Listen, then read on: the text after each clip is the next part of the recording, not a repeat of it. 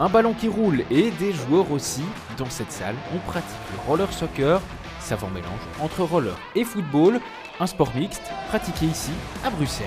C'était mon père, il m'avait montré ce sport et ça me donnait envie d'essayer vu que ça avait rapport au foot et en même temps c'était sur des patins, je trouvais ça cool. L'endroit où j'ai appris à faire du roller, donc ici, il faisait aussi du foot et finalement je me suis inscrit dans le foot sur roller. Le roller soccer a été créé aux États-Unis, ses règles s'inspirent de certains sports populaires américains. C'est un mix entre le hockey sur glace sans la glace, le roller hockey existe aussi, et le mini-foot. Donc ça se joue au pied, comme voilà, pas avec une crosse, donc on shoot dans le ballon avec notre pied, comme au foot, sauf qu'on joue sur un terrain fermé, comme hockey sur glace, avec les buts avancés. La particularité après des règles, c'est qu'il n'y a pas vraiment de gardien. Il y a un joueur de champ attitré au goal parce qu'il n'a pas le droit aux mains. Personne n'a le droit aux mains. Et le but fait 3 mètres de large sur 1 mètre de haut.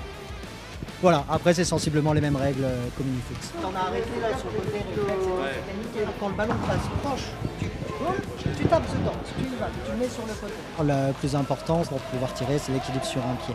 Après, c'est les changements de direction, donc les freinages. Plus on est fort en freinage, on le voit pendant le match et tout, on se fait avoir par l'inertie et on est passé s'il y a un contre. Et donc, travailler sa réactivité sur les rollers, changement de direction et freinage. Que tout est une question de technique dans ce sport, à la fois sur les patins et au niveau footballistique. Une fois qu'on arrive à un peu plus maîtriser les rollers, maîtriser le ballon, ça va un peu tout seul et c'est au fur et à mesure qu'on est de plus en plus stable. Et donc pour moi, la plus grosse difficulté, c'est l'équilibre et peut-être aussi la persévérance parce que parfois, au vu du niveau et au vu des autres équipes qui sont parfois un peu plus élevées que nous à Liban. Car les Shinobi Riders sont la seule équipe de Belgique en roller soccer. En compétition, ils participent au championnat de France. Le club existe depuis presque 20 ans. En 2008, un peu avant, donc un groupe d'amis qui ont fondé les Shinobi Riders par la suite, qui ont fait du roller foot, qui pensaient à inventer un nouveau sport, mais les idées voyagent.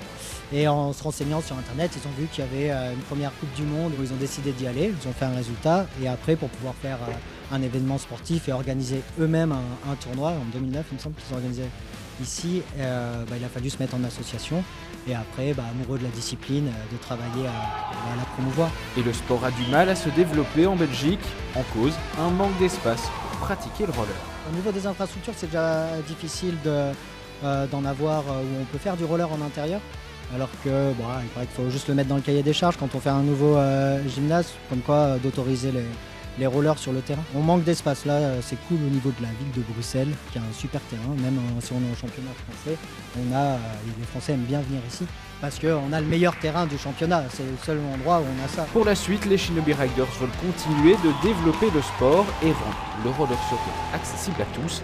Ils invitent tous les curieux à tester cette discipline, pas comme les autres.